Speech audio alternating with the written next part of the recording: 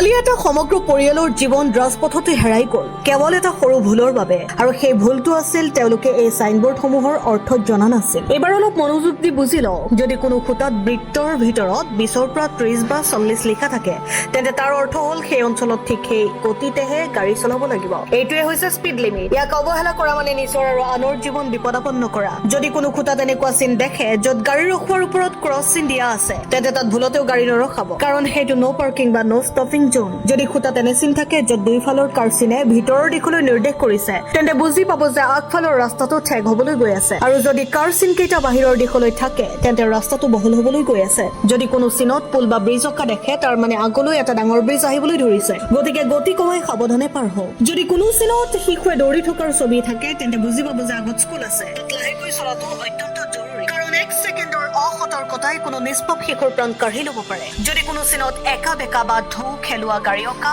থাকে তেন্তে তাৰ মানে আগৰ ৰাস্তাটো পিছল, অৰ্থাৎ বৰষুণ বা বোকাৰ বাবে চকা স্লেপ কৰাৰ ভয় থাকে, গতিকে ব্ৰেক আৰু ষ্টিয়াৰিং দুয়োটাই নিয়ন্ত্ৰণত ৰাখক। যদি কোনো চিনত এজন মানুহক বেলচা বা সঁজুলিৰ সৈতে দেখুওৱা হয় তেন্তে ইয়াৰ অৰ্থ হ'ল আগত ৰাস্তাৰ কাম চলি আছে, অৰ্থাৎ পথত শ্ৰমিক বা মেচিনে কাম কৰি আছে, তাত গতি কমাই ৰাখক। যদি চিনত ভঙা ৰেখা বা ওখ চাপৰ চিন দিয়া থাকে তেন্তে তাৰ মানে হ'ল আগৰ ৰাস্তাটো বৰ বেয়া, অৰ্থাৎ গাঁত বা অসমান ৰাস্তা আছে, সাৱধানে চলাব, নহলে টায়াৰ ফাটি যাব পাৰে অথবা গাড়ী ওলটি যাব পাৰে। যদি কোনো সাইনবোৰ্ডত 17 টন লিখা থাকে তেন্তে ইয়াৰ অৰ্থ হ'ল সেই ৰাস্তাৰে 17 টনতকৈ অধিক ওজনৰ গাড়ী যাব নোৱাৰিব, অন্যথা ব্ৰিজ বা ৰাস্তা ভাঙি যোৱাৰ ভয় থাকে। এতিয়া যদি খুঁটাত ষ্টপ লিখা চিন দেখে তেন্তে তাতেই লগে লগে ৰৈ যাওক। এই চিনটো কোনো ধেমালি নহয়, কাৰণ আগত অন্ধ, একা বেকা মূৰ বা ক্ৰছ ৰুট খাট থাকিব পাৰে। যদি চিনত তলৰ ফালে নামি যোৱাৰ ৰাস্তা অঁকা থাকে তেন্তে তাৰ মানে আগৰ ৰাস্তাটো ঢালু, ব্ৰেক নিয়ন্ত্ৰণত ৰাখক। যদি ওপৰৰ ফালে উঠি যোৱাৰ ৰাস্তা থাকে তেন্তে তাৰ মানে আগত থিয় ৰাস্তা, সঠিক গিয়াৰত গাড়ীখন ৰাখক। যদি চিনত পাহাৰৰ পৰা শিল বাগৰি পৰা দেখা যায় তেন্তে তাৰ মানে আগত পাহাৰীয়া অঞ্চলৰ যিকোনো সময়তে ওপৰৰ পৰা শিল পৰিব পাৰে। আৰু যদি চিনত পিছল খাই থকা গাড়ী অঁকা থাকে তেন্তে তাৰ মানে ৰাস্তাটো পিছল, লাহেকৈ চলাওক,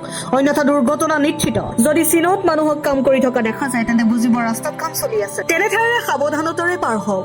যদি শিশুৰ চিন থাকে তেন্তে তাৰ মানে এইটো স্কুল জোন, তাত হৰ্ণ নবজাব আৰু লাহেকৈ চলিব। যদি চিনত ভঙা ৰাস্তা বা ওখ চাপৰ ৰেখা দেখে তেন্তে বুজিব চৰকাৰে তাত বছৰৰ পিছত বছৰ ধৰি কোনো কাম কৰোৱা নাই, গতিকে বৰ সাৱধানে গাড়ী চলাওক। যদি চিনত লাওখলা বা বিপদৰ চিন থাকে তেন্তে তাৰ মানে আগত খাদ বানো দি আছে আৰু ৰাস্তাটো শেষ হৈ গৈছে। যদি কোনো চিনত বন্য জন্তু অঁকা থাকে তেন্তে বুজিব আগত জংঘল এলেকা, য'ত যিকোনো সময়তে বন্যপ্ৰাণী সমূহলৈ গুচি আহিব পাৰে। 30, 40 বা 50 নম্বৰ লিখা থাকিলে তাৰ মানে হ'ল আগত ট্ৰাফিক বেছি থাকে, গতিকে ঠিক সেই গতিতে গাড়ী চলাওক। মনত ৰাখিব, এই সকলোবোৰ চিন আমাৰ আৰু আনৰ জীৱন ৰক্ষাৰ বাবেহে লগোৱা হয়। এইবোৰক অৱহেলা কৰা মানে বিপদত মাতি অনা। 1 ছেকেণ্ডৰ অভাৰ স্পীড বা এবাৰৰ বাবে মনোযোগ হেৰুৱালে এটা সমগ্ৰ পৰিয়ালক বিপদত পেলাব পাৰে, গতিকে পিছৰবাৰ যেতিয়া ৰাস্তালৈ ওলাই যাব এই চিনবোৰ বুজি ল'ব, মানি চলিব আৰু আনকো শিকাব, কাৰণ ৰাস্তাত কেৱল গাড়ী নচলে, জীৱনো চলে।